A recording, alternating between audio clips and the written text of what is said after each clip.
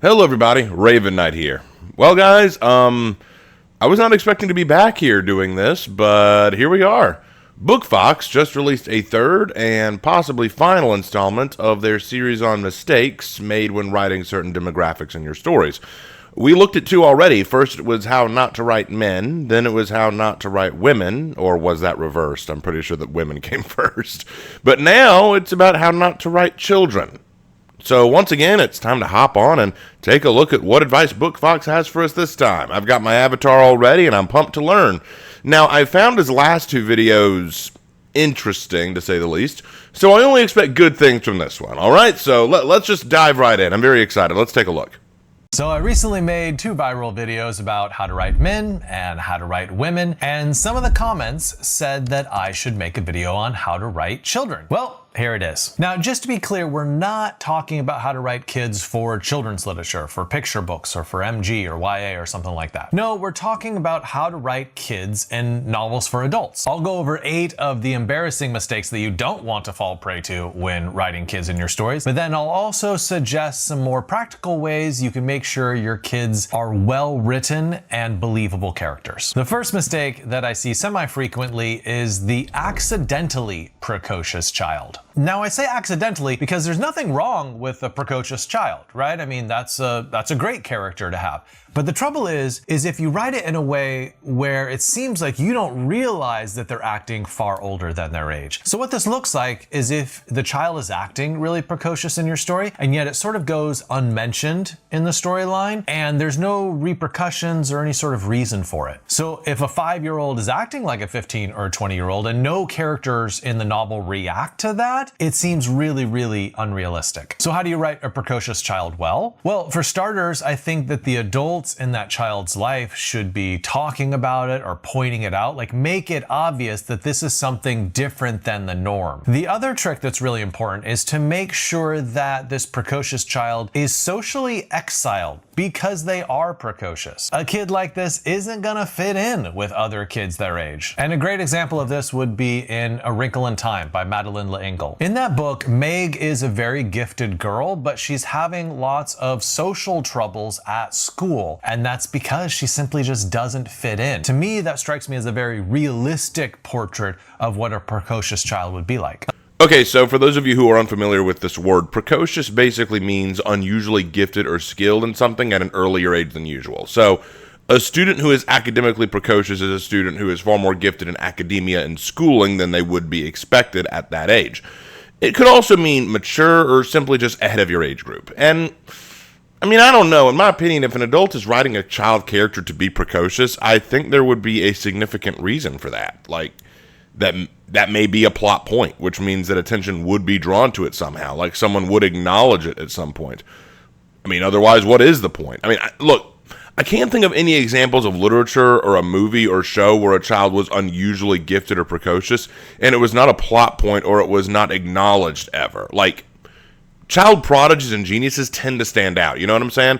I'm just saying, I guess I agree with what you're saying. I'm not saying you're wrong, but I wonder if there are any examples of this mistake being made that you could point me to. I mean, you gave me an example of it handled well. I mean, yes, thank you for that. Wrinkle in Time, I got that. But can you give me an example of it done poorly? Can you give me an example of a child or student who is precocious, who is written poorly, like people don't draw attention to it? Because anytime I see a child prodigy in anything or a precocious child in anything, that's usually a plot point or something important, or people do bring it up because that precociousness is going to become vital to the story at some point. I mean, I don't know. I guess I'd say that I agree with this. I just can't think of any examples where I've seen this problem. So I don't know. Moving on. A second common mistake when writing children is the supernaturally well-behaved child. I have seen movies where parents will ask a child to go to bed and they'll like protest for like half a second, and then suddenly they'll just like trundle off to bed all obedient like, and I'm like, hold on here. Like, that's the most unbelievable thing I've ever seen in my life. It would be more believable if like aliens had come in and kidnapped the child and took them up to bed. And I want to ask the author, like, have you been around children? Have you tried to put a child to bed? It would be easier to negotiate with the Taliban. Okay, massive generalization here. I mean, Wow. Okay, so this is going to depend heavily on the child's upbringing, the amount of respect they have for the parent giving the direction, and the child's overall maturity and capacity for obedience. Like, take me and my brother. When we were kids, if Dad told us to go to bed, we might whine at first. But the minute he said, now, we knew that his word, now, was no longer a command, it was a warning. There will be consequences if we do not go to bed, and we knew the consequences. We went to bed. See, healthy respect for your parents can often lead to more obedience. Now, I'm aware that not all children will behave perfectly all the time, but to say it's more believable for aliens to abduct your children, or it's easier to negotiate with the Taliban than to work with your kids? Sir, I mean no disrespect when I say this, but what is your parenting style like? Yes, kids are insane. I don't question this, but I know for a fact my parents got through to me very early on. I even double-checked. I asked, was I always difficult when going to bed? They said, in your earliest years, a little, but you shaped up quick. Of course we did, because they trained us. They taught us, there are consequences when you don't obey. Obedience is something that my parents enforced in us, and we learned it quick, I mean, I think I wouldn't be responding to this point so vehemently if it wasn't for your hyperbolic example. It is more believable to you that aliens would abduct your children than that your child obeyed an instruction? Sorry, no, I'm gonna press X to doubt on that, because it depends on the kid, it depends on the home training, depends on the age of the kid. A lot depends here. It depends on a lot of factors. Just saying that it's just that unbelievable for a kid to follow instruction. Well, good luck if you're a teacher. If you're a teacher of kids, why even bother? Just put the kids in a cage in a zoo, because they're never going to listen. Some kids are going to be more obedient than others, especially kids who have been raised properly to be obedient. But then you might be saying, no, I'm talking about toddlers. Well, acknowledge that it's a toddler. Oh my God. Okay, I also think, again, on that note, we need to set the precedent. How old are we talking about? When we're talking about kids, are we talking about toddlers, elementary school kids, preschoolers, middle schoolers, teens? Are teens acceptable? Because each of these demographics may have varying levels of maturity and home training. A teenager in a high school is going to act a lot differently than an elementary school child is. That's just how that works. But if you say, no, we're talking about toddlers, okay, well, if we're talking about toddlers, yes, toddlers have a lot of problem following direction because they have not learned the obedience home standards yet. They will be a little bit more they will be acting out a little bit more. That is how toddlers behave. But once you hit the elementary school age, now you can get some really well-behaved kids. You can get some really well-behaved kids. I've worked in an elementary school. I've seen kids run the gamut between absolutely insane to little angels, literally. So what's the upshot here? Don't make your child character too perfect. You have probably heard of Mary Sue's and Gary Stu's, which are female main characters, and male characters which are too perfect. And I would like to suggest the Cherub Stew and Cherub Sue's as being too perfect of children. I claim that phrase. I came up with it, so make sure to cite me if you say that elsewhere. Okay, now see, that's a better criticism. I actually like this criticism a bit more. Like, I would argue that Lucy from the Chronicles of Narnia was kind of a cherub Sue. She was a little too perfect. She made all the right decisions. She was the one who saw things that no one else did. She definitely was a little too perfect. Or Charlie from the Johnny Depp Charlie and the Chocolate Factory. He was a little too perfect. Like, I think Doug Walker said it best. He could have auditioned for Jesus. He was too perfect. Like, okay, I definitely have seen kids that seem completely sinless, and that is definitely unrealistic. But there was no need for that opening hyperbole. I feel like that opening hyperbole kind of raised eyebrows when it shouldn't have. You could have just started with this. Now, to be clear, there are some authors who fail on the opposite side of the spectrum, where every single child and everything they write is constantly misbehaving, which I also find incredibly unrealistic. They're doing this because it's a really easy, cheap way to get conflict into the narrative and to make the adult parent viewers or readers sympathize. But I think it's not true to how kids normally act. It's usually a mixture of good behavior and bad behavior. Yes, but okay, hold on. Time out a sec. Again, couldn't you have started with that? You could have made this whole thing so much shorter by saying, quote, I see examples of writers making kids behave way too perfectly or way too inappropriately to the point that they fall into stereotypes of perfect little cherubs or raging little demons, and there should be a balance, I feel like. There, right there. That should have been what you said. That would make way more sense. And even then, I would argue it really depends on a lot of factors. Like, I would ask you, BookFox guy, I'd ask you this. Are you basing your understanding of children on your own child? Because during your hyperbolic portion, you say, quote, have you been around children? Which is to infer that you have been around children, and you will confirm later in this video that you do have children, and you use them as reference. So are you basing your understanding of childhood behavior purely on your own experience?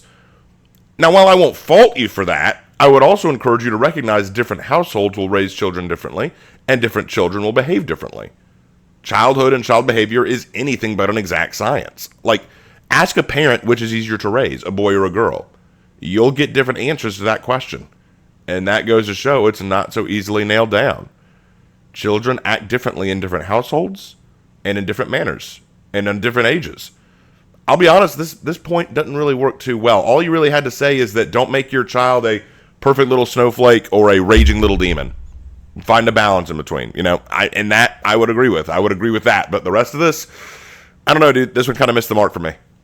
Let's move on to the third mistake when writing children, the tiny adult syndrome. This is when child characters are written with the sophistication and reasoning of an adult. Now, if you want to play this off for laughs, that can actually work. I think of something like a young Sheldon. There is a young kid who acts far too old for his age, but it works because it's really funny, like it's his shtick. But if you're not going for laughs and you depict your child character thinking like an adult, it's not going to ring true to your audience. So here are 3 quick ways you can make your kid be more kid-like. 1, look for places where the kid won't be exactly logical. Like a kid is driving in a car, they see the moon and says, oh, the moon is following us. It wants to be our friend. That type of kid logic is not something that an adult would ever say, but it's the essence of what being a kid feels like. I also think your child character should have some wild or imaginative thoughts. When my kid was younger, he once asked why we couldn't put windows on the floor of our house. Why? Because he wanted to watch the ants down there. Would an adult think that or say that? Absolutely not. It has to come from the brain of a child. So you give them some ideas like that, and suddenly your readers are like, well, that is obviously a kid right there. And a third example would be deeply inappropriate questions. For instance, an adult has a conversation with a member of the opposite sex on the street, and the little kid's like, are you gonna marry her? So look for those type of opportunities where you remind the reader like, hey, this is just a kid. Like what they're saying is not the type of thing an adult would say. And quick note about characterization in general, whether it's for kids or for adults. If you need a little help with making your characters a little bit more real, check out my course, The Triangle Method of Character Creation, in my BookFox Academy, or check out my novel course, which will help you with creating real and authentic characters that spring off the page. I'll put a link to that in the description below. If you're not subscribed already, you are missing out. Okay, I agree with this whole portion on general principle. You have to acknowledge that children will not usually act like adults. They have to grow into that. However, I want to point out 2 things. First, children do think logically. It just isn't a form of logic that's been fully informed. Like your example about the moon following us, that is a logical conclusion. The child is aware that the moon has not shrunk in the sky and has stayed with the moving car without moving away. The obvious conclusion must be that the moon is following us. Lack of information leads to a different logical conclusion. Additional information will alter the thought process. Children are constantly trying to rationalize the world around them. They want to learn how everything works, how they interact with it, and how they can survive and overcome the world around them. Again, I'm not disagreeing with you here. I'm just acknowledging I wouldn't have phrased it as they don't think logically. They do think logically, but they lack information. Now, take this principle and apply it to a child character who is forced into a situation where they must be adults, Example being Lord of the Flies. A group of schoolboys crash land on an island and are forced to survive. The boys must learn to grow up and behave like men or develop into savage animals. Ralph, Piggy, and Simon rise to the challenge swiftly, and all 3 are required to think with rational, logical mindsets. They think like adults, even learning basic rules, traditions, and roles in society fast. Of course, they're still children, but their new environment and circumstances are forcing them to grow up and mature quickly. Another example would be The Land Before Time. I brought them up in a previous video. This is a fantastic example. Compare the characters of Littlefoot, Sarah, Ducky, Spike, and Petrie. All are separated from their families, all must band together to survive, and all have to face an unforgiving and dangerous world that will gladly kill them. How does each one respond? Well, Littlefoot and Sarah both take leadership roles. Spike, Petrie, and Ducky follow. In fact, the latter three, Spike, Petrie, and Ducky, still retain a lot of childish behaviors and attributes. Petrie has a fear of heights, preventing him from flying when just doing so would save them a lot of trouble. He does not act very adult. Spike still can't speak and mostly just eats everything around him. Definitely not very adult. Ducky is naive and hopelessly optimistic about everything, making her approach to different situations very unorthodox. Again, more like a child than an adult. Littlefoot, meanwhile, while all he has is his mother's direction and his own faith and tenacity, must make difficult decisions for the group, risk his life for their sake, make sacrifices, and be the adult they need, holding the group together. He has to take a more adult role, even though he is not an adult. Sarah, while trying to be an adult, thinks that being an adult just means you're confident in yourself and you reflect a superiority. But this lacks a standard level of maturity or humility, so in the end, it backfires and she ends up leading the group the wrong way, nearly killing them all. Sarah, we've got green food. I can get my own green food.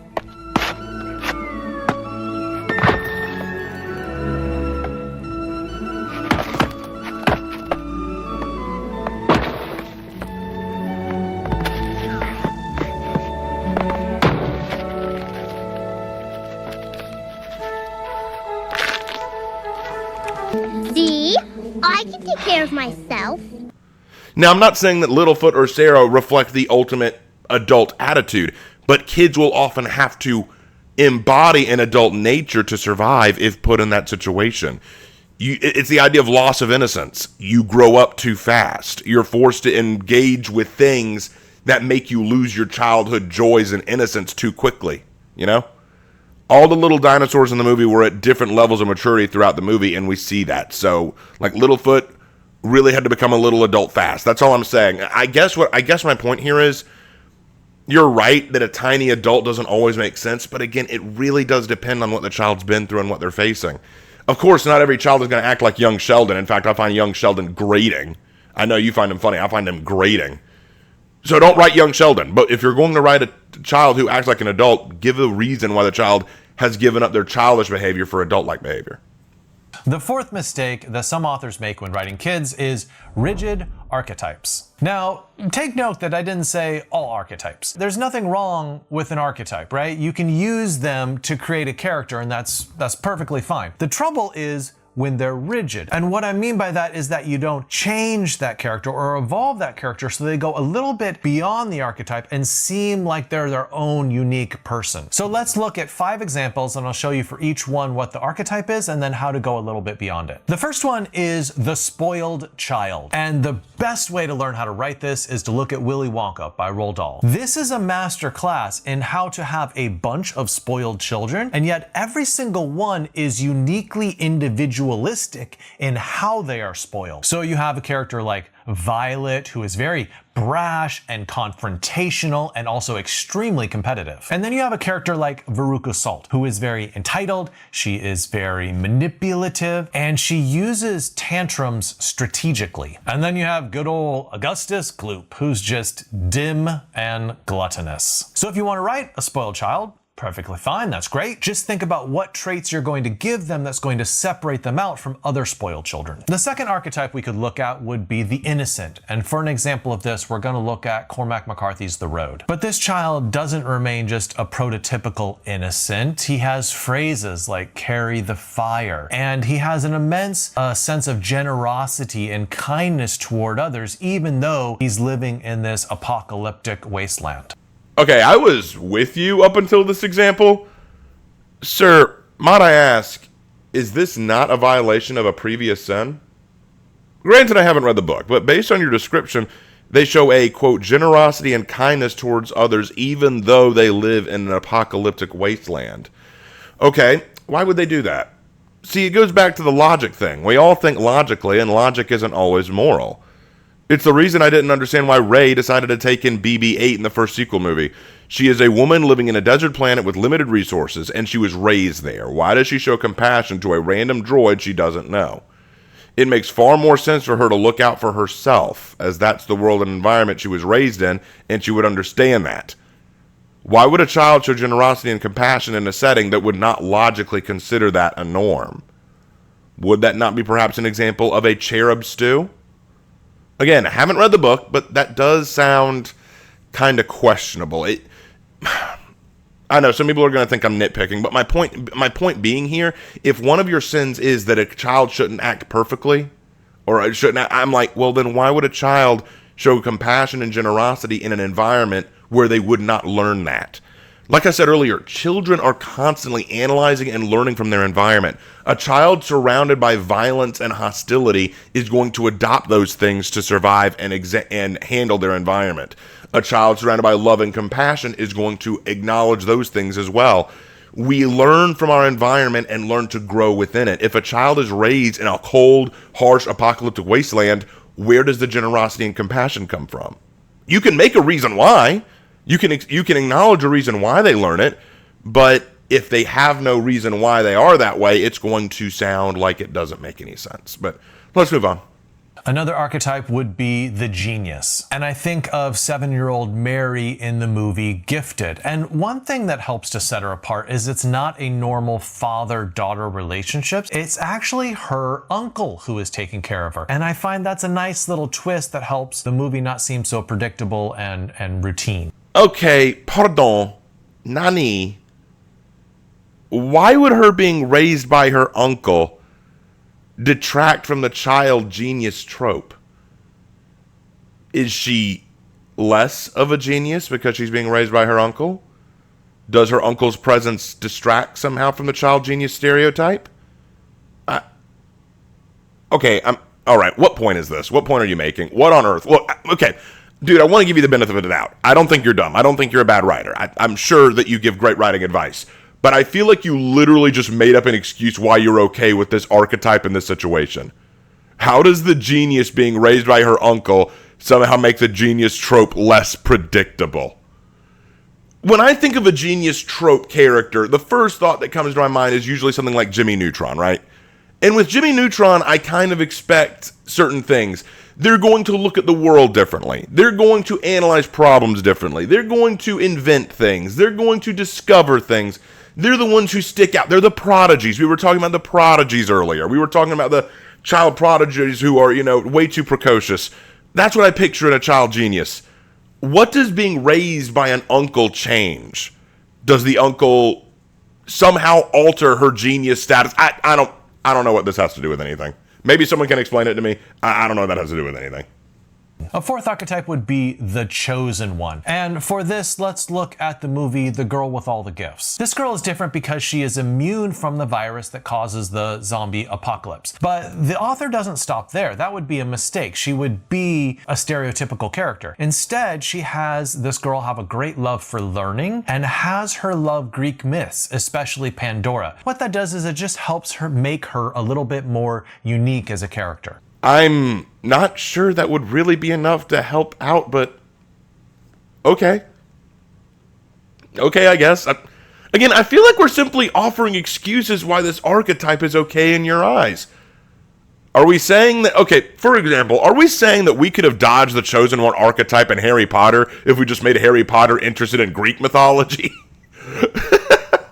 I'm so confused by this point. Like, oh yeah, she's definitely a chosen one because she's immune to the zombie virus, but that's okay because she likes to learn things and she's interested in Greek mythology. That makes it okay. What? How does that change the fact that she's a chosen one archetype?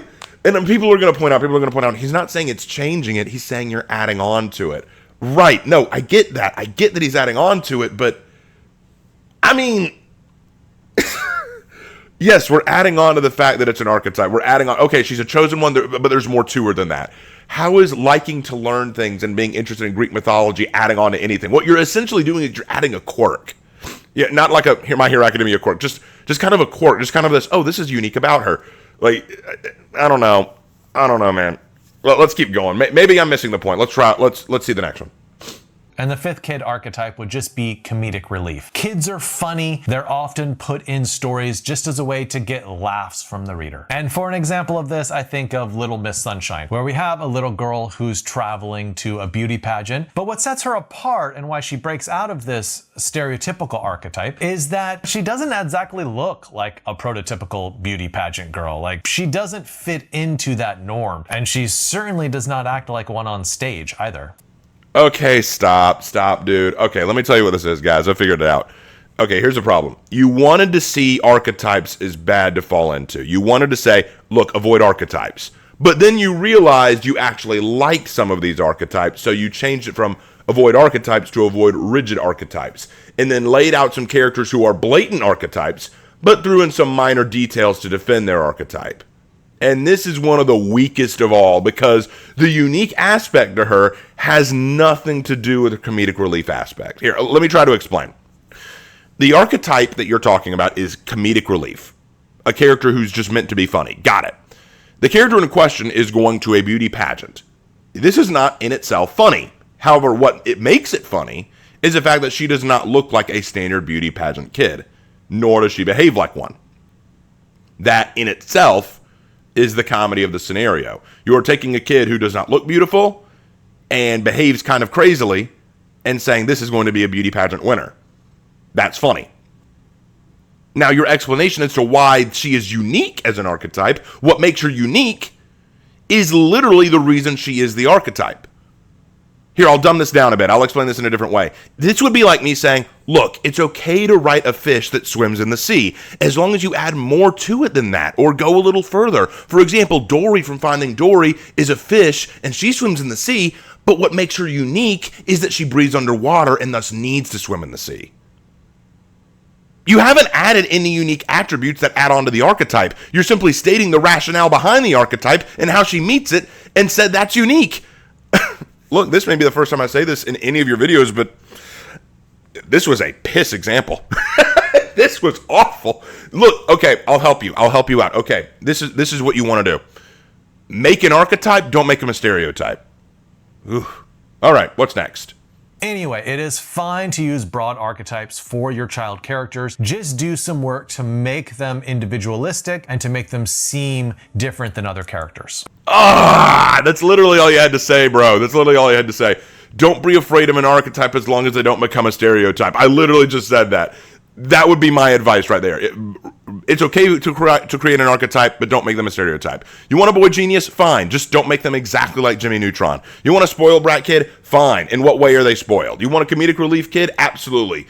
Is there more to them than just being funny? Like, I'll give you an example. Beast Boy from Teen Titans was the comedic relief character. And one of my biggest complaints about Beast Boy was that all he was the joke guy. There were so many episodes where I wanted him to have a little bit more character development and actually acknowledge some things about him, but they were so few and far between. Unless the episode was specifically about him, it usually just made him the Joker. The only good episode that I remember in the early episodes was when Beast Boy kind of became a werewolf for a little while, and he actually started acting more like a punk and more rude and unacceptable. And he actually had to learn that, and he actually had to overcome his bestial nature. That was a little bit more mature for Beast Boy. Yeah, but that thing, that beast, it came from inside me, and it's still there. I can feel it. Good. If it wasn't for that beast, I might not be here right now. Having that thing inside doesn't make you an animal. Knowing when to let it out is what makes you a man. So I was going to, okay, that's good. We actually acknowledge a bit more about him. Imagine if we never did that. If he was just the punchline of every joke, you know, like maybe the Teen Titans Go version of Beast Boy, where everyone's just a comedic punchline. See, that's annoying. That's why I think a lot of people don't like Teen Titans Go. There's nothing more to them than, oh, look, they're stupid. That's all there is to it. Teen Titans, the original show, actually handled them with a little bit more nuance. Yes, they were archetypes. There were archetypes. You had Robin, who was the archetypical leader. You had Cyborg, who was the archetypical tech guy. You had Beast Boy, the archetypical Joker. Raven, the archetypical emo kid. Like, you had archetypes. but there was more to them. You explored more to them than just those archetypes. They weren't turned into stereotypes, because stereotypes are generalizations. Another good example would be, take a mentor character, the mentor archetype. Characters who exist to teach and guide the main character on their quest, like Gandalf, Dumbledore, Yoda, Diego de la Vega, Master Roshi, Jiraiya, etc. But a stereotype would be something like the horny master stereotype. Usually something seen in anime where the martial arts teacher is secretly a lecherous old geezer, like Jiraiya, Master Roshi, Hapasai. That's a stereotype. That is a stereotype. You might want them to be a bit more rounded than that, like Jiraiya from Naruto. He is called Pervy Sage, and he definitely does meet the stereotype of the horny master. But most fans of the show know there's far more to him than merely being a perv. There is far more to Master Jiraiya than just being pervy. But compare that to someone like Hapasai from Ranma 1/2, where his only character identity is being a lecherous old goat. There's nothing more to his character. Expand beyond the stereotype. Make a character, not a token. That is the advice I would have given here. Oh man, okay. This is the only point that he's made so far that I'm kind of like, okay, this was not a good idea. You needed to rethink this one a bit. I can't help but think that what happened here is he had an idea of what he wanted to say, like, don't make archetypes, but then realized, oh man, but I like archetypes, and decided to adjust it. I don't know. I don't mean any ill will to this guy. Please don't misunderstand me. I'm not going after this guy. I'm really, really not. But this one was a bad one. Okay, we're done. Moving on. A fifth mistake I see sometimes when writing child characters is oversimplifying their emotional lives. So I know that kids often can't articulate their feelings with adult sophistication, but that doesn't mean they're not feeling a lot of complex things, sometimes even contradictory emotions. They can be feeling both anger and fear at the same time. They can be feeling both scared and excited at the same time. So my advice is, don't reduce the children in your book to a single emotional state. The way I see this most often is with children characters who are just angry all the time. They're just throwing tantrums all the time. That to me doesn't seem realistic. Again, it is at this point that I would ask, what age range are we talking about? Little kids aren't going to be always angry, but teenage angst is definitely a thing. Some teenagers will just be angry. They want to be angry, or they want to be moody, or they want to be distant. You know, teenagers will do that. I mean, again, what age level are we talking about? My last point about child's emotional states is that kids flip from one emotional state to another like 1,000 times faster than adults do. So you can have a kid who's super, super sad, and then they're offered ice cream and it's like 1,000% happy, and vice versa, right? Their emotional states change really, really quickly. If you use that in your book, it'll feel authentic to the reader and also might provide a bit of a laugh. Again, this is kind of a generalization. One thing to keep in mind about some children is that they can be stubborn. Like, I'll never forget, I saw a child throwing a tantrum because her father wouldn't get her an ice cream. He finally caved in and got it, but rather than take the ice cream and calm down, she smacked it away and kept throwing her tantrum. For some kids in certain circumstances, they are stubbornly attached to an emotional response and won't waver. They just get into tantrum or angry mode and they are locked in until otherwise inclined. That's right. I am an angel. I am an adorable little angel. Come on, so make it all better, Miss Dimple. How much Sunday, Miss Dimple? You're gonna know. Get cocky.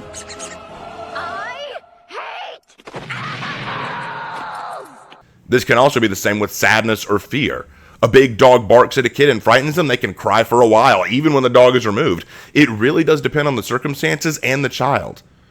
I would also learn to understand the different levels of crying. I'm going to add on to this. I would learn to understand the different levels of crying and emotional response, especially with toddlers and babies. Like, as a server at a restaurant, I saw babies and children all the time, and I learned the different forms of crying that they will give. Some cries are what I call pain cries. These are when the baby or child is in pain, scared, or upset. They are genuinely hurting or freaked out and need to be helped. These cries can take time to go away, as the child needs to be brought back to their status quo state, and that can last however long the pain lasts or however long the discomfort lasts. Then there is the gimme cry, where the child wants something and will wail or scream until it is given. These cries will last until the child is given what they want, but even then it may not end immediately because the child may want more than what they're given. Then there's the notice me cry. This is when the child feels they aren't being paid enough attention, and now they need the room to know that they're there. From the time a baby is born, it has learned how to use its reactions, facial expressions, and noises to elicit responses. Crying gets it attention, laughter gets it praise and smiles. They will use these lessons to their advantage as they get older. You know, not to keep bringing him up in these videos, but I just think back to my dad. My father knocked those bad habits out of me early on. I can't say that I was the perfect toddler, but as I got into my elementary school ages, when I was starting to grow up a bit, he didn't allow that kind of nonsense. I remember one time I was throwing a tantrum outside of church. I don't remember why now. And my dad, cold as ice, just sat me down on the church stool outside of the church, like where people could just sit and greet people. He sat me on that stool and then walked into church and walked away from me. And he said, "You want to be miserable? You want to make a scene? Stay there and be miserable. When you're ready to join the family, we'll be waiting for you." Well, I was stunned. See, I knew that Mom would probably cave and start trying to calm me down. Dad wasn't having it. You will behave and join the family, or you will sit there and wail to no one.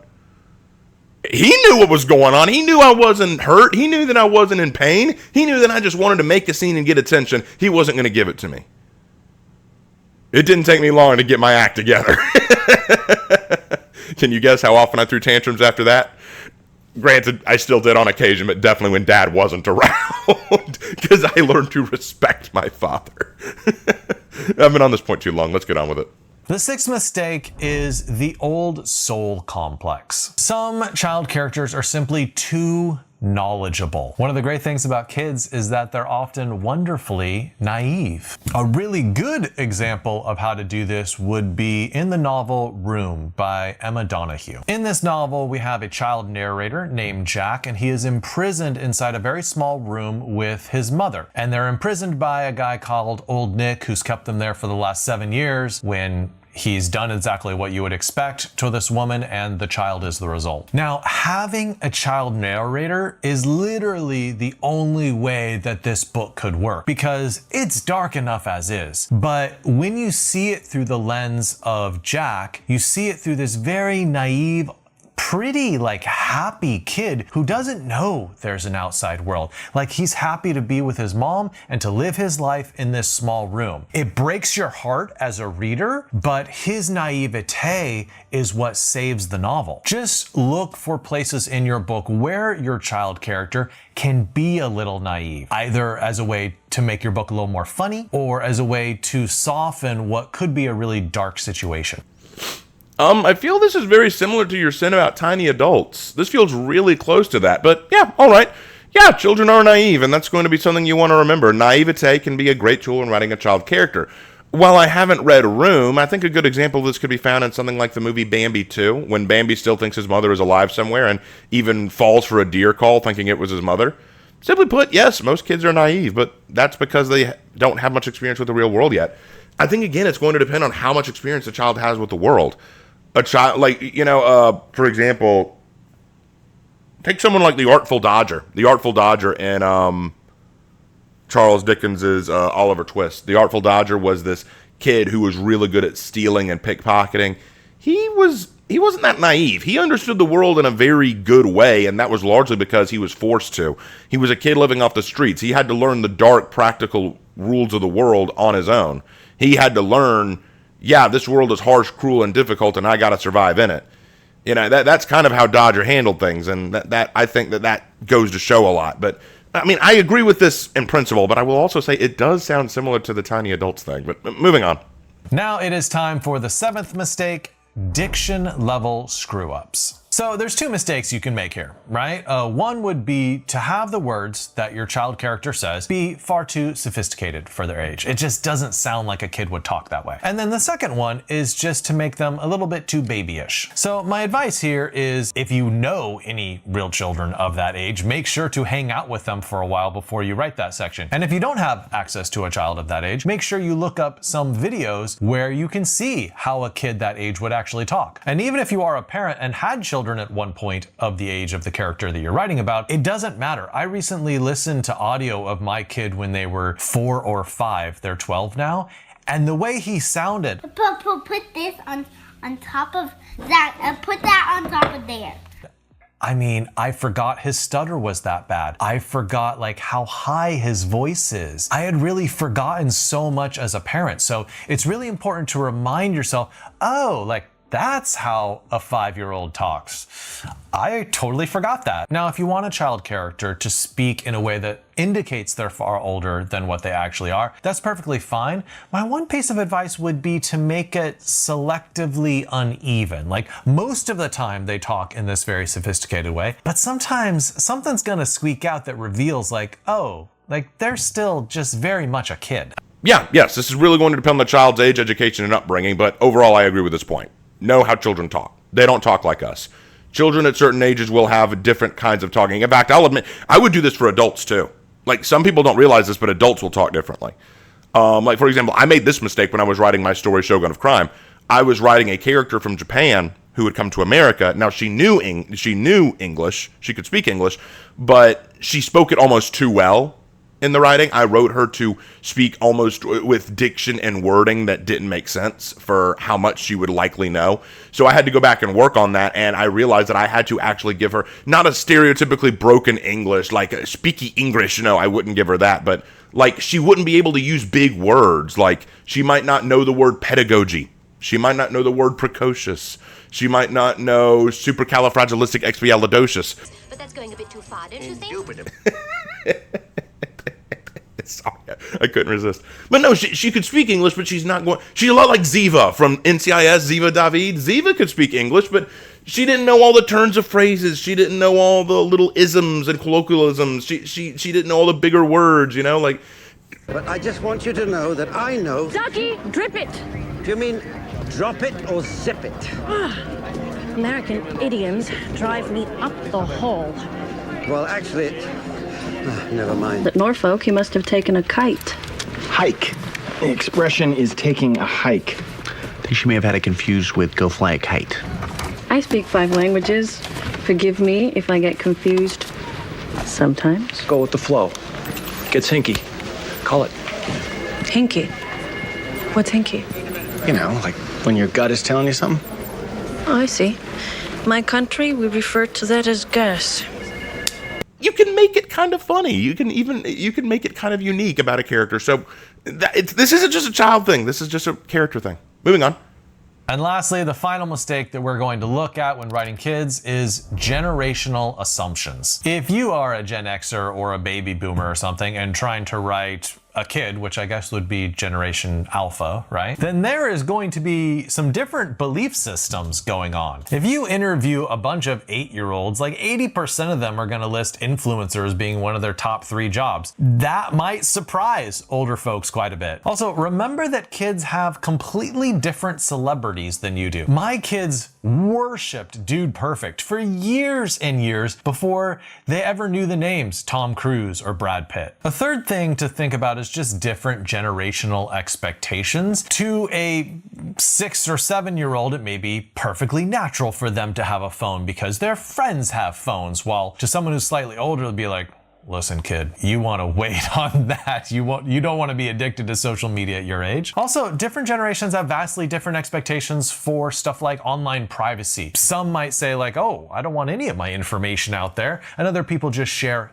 everything gleefully. Yay, internet, come to me. And the 4th generational thing that you might want to focus on is just the type of slang that younger kids might be using. Like younger kids would say stuff like touch grass, or oh, that's mid, or that really increases my aura, or even say something about Riz, you know? You just have to know and really incorporate whatever slang or lingo that the kids are using these days. How do you do, fellow kids? What? So the final goal is to come up with a child character that doesn't have the diction and societal beliefs and expectations of, say, a Gen X author. So, okay, make the child think differently than you, speak differently than you, and have different interests than you. Well, yeah. You know what I don't like about this advice is that it makes the assumption that I'm going to tell a story where the kid lives in the modern day and is surrounded by this culture. I want to write a child in the middle of the medieval period, just after the Third Crusade. Will he use phrases of the youth today? Of course not, but he will think, speak, and find interests different than I do. But that was inherent to his story anyway. This piece of advice, while I agree with it kinda, is very much dependent on the era in which you're telling your story. The advice should be not generational assumptions. It's make sure that you are aware of the context of the setting and the context of the age difference. A child is going to have different interests than an adult in most cases. It's the whole thing of back in my day, adults are going to have different virtues, ideologies, interests, passions, celebrities. An adult is going to enjoy figures like Elvis Presley. They're going to enjoy the Beach Boys. They're going to enjoy, like, it's fascinating how much an adult will find enjoyment in one thing and a child will find enjoyment in something else. But also consider this. Sometimes the child will grow to appreciate the things the parent does. Like, for example, me, I love oldies music. I was definitely raised with, I definitely was not raised in the baby boomer generation. My parents were. My parents are baby boomers, but I love their style of music. I love their oldies music because I was raised on it. I was riding along with my dad in his truck a lot, or in my mom's car, and they would play oldies music, and I learned to like it. You know, kids can learn to like things, or they can learn to rebel. It really, I'm going to say this a lot, I'm sorry. It really depends on the kid, and it depends on what you're wanting the kid's home rearing to be like, what their age is, their level of rebelliousness. Are you focusing on the kid? You know, there's a lot that goes into this. There's a lot to consider about this. I really do feel like, and I'm going to go ahead and wrap up with this. I'll be honest, I don't think that this video was as good as his previous ones. And I think the big problem I have with this one is it really is too general. It really is too broad. Dealing with children as a whole is just not an exact science. It's going to depend on the age of the child. It's going to depend on the level of maturity of the child. It's going to depend on the circumstances of the child's upbringing. Did they have a happy life, a spoiled life, a difficult life, a harsh life? Is this child living off the street so that they're more like the Artful Dodger, or are they living in a fancy mansion and are like Richie Rich? You know, are we dealing with a kid who has seen the world and all of its cruelty and thus has had to grow up too fast? Or are we dealing with a kid who has been sheltered all their life and don't understand anything about the world? Are we dealing with a teenager who's dealing with issues like getting the right grades, dealing with drugs and alcohol as temptations, trying to get the girl or guy depending on their gender? Or we're dealing with a kid who's trying to question their place in society and where they belong. Are they even old enough to understand that? Are we dealing with a kid who has kind of a crush on his teacher, you know, like a lot of little elementary school kids do? I had a crush on my math teacher in like 3rd grade. Like she was really pretty and really nice, so I liked her. You know, what are we dealing with the kid? Like, I feel like there's just so much. I'm not saying that all these pieces of advice are necessarily wrong, but I think that there are exceptions to every rule in these cases. I don't know. I don't want to be mean to this guy. That's the thing. I don't want to be mean to this guy. I know some people are going to say, oh, why are you so mean to him? He's just offering his advice. Yeah, he is. But I'm a writer too. I've written books. And while I'm not saying that I'm a great writer, I'm not Charles Dickens, you know, I'm not any of these peoples, but I feel like this advice system was, you know what it is? I'll tell you what it is. He didn't plan to make this video. He planned the male and female video, but he admitted at the beginning of this that he got a lot of requests to do this. So I think he threw this together. I think he just kind of threw this together without taking a lot of time to really meditate on it. And I think he should have, or just not have done it. Writing children, there are some things to avoid. I would avoid making the child too stupid. I would avoid making the child too out of control. I would avoid making the child too perfect. I would avoid making the child too wise without explaining why they are these things. I think some of his advice works, but you need to acknowledge certain aspects. A child who has been raised in the wilderness all their life is going to have a different outlook than a child who is raised in the city all their life. A child raised on a farm is going to think differently than a child raised in the suburbs.